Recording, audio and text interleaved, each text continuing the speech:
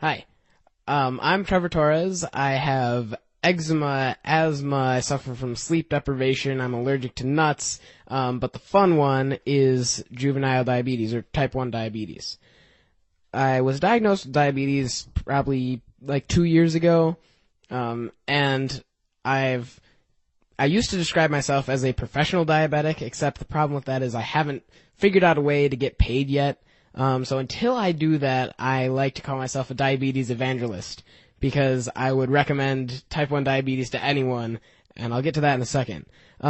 Just to describe a little bit with my situation, I pretty much do everything on my own. I track my own blood sugar, give myself my own shots, calculate my meals and insulin, and I've pretty much memorized the carbohydrate content of like every food in my house just because of how much I use it. So it's kind of a fun party trick. Like, oh, hey Trevor, how many carbs are in like this soda? I'm like, it's 42 for one can. And I would definitely recommend diabetes to everyone for two reasons, mainly, although there's a lot. I'm not going to list them all. One, it's so much easier to be healthier if you are a type 1 diabetic, because you're already looking at all the nutrition facts on your foods anyway. So I think that a lot of the diet problems people have is just because they kind of unconsciously eat something bad. They're like, oh, they look at their day or whatever and they're like, oops, I probably shouldn't have eaten like that many cupcakes or something. And another thing I really like about diabetes, I feel like it makes me more confident. It's like, and this might be a little irrational, but it's like any accomplishment I have, I feel like it's that much cooler because I have diabetes. So I accomplished this thing and I had diabetes at the same time.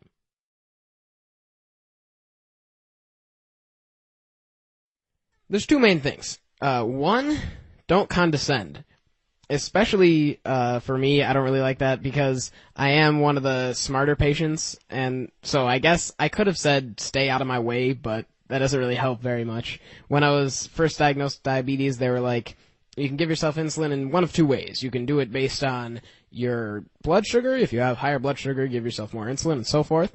Or you can do it based on what you're going to eat. If you're going to eat X amount, give yourself X amount of insulin. And I was just like, well, that doesn't make sense. Why don't I just come up with an algorithm that incorporates both variables?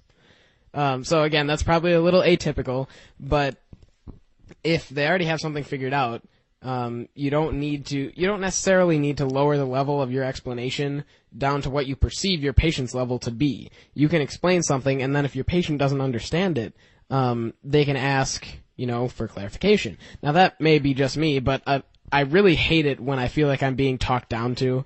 And that also might be my age. I know we kids are a little upstart about that.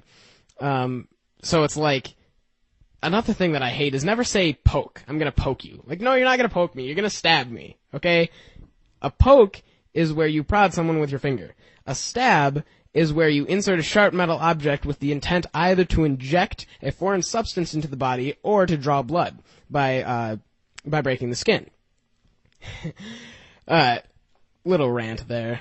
Another thing that's important is to understand how your patient learns. And I don't have all the answers here, but I know that for me, I really like to know why something's being done. Like, if a doctor just says, you need to eat this way, you need to do this thing, take this treatment, anything. If they tell me to do something, they better tell me why I have to do it. Because one, that way I know I actually should do it. Because people tell you to do things all the time. And if I did everything that I know I should do, I would not have, I don't have time to do that. Ain't nobody got time for that. But if my doctor says, you need to take this medication because this is what it's going to do scientifically in your body, this is what's going to happen if you don't do it, this is what's going to happen if you do, then I know exactly why I should, and then I'll be much more likely to do it. If somebody is like, if a doctor is complaining like, oh, my patient didn't do X, Y, and Z, and then you didn't tell them why, you just told them to do it, well, of course they didn't do it.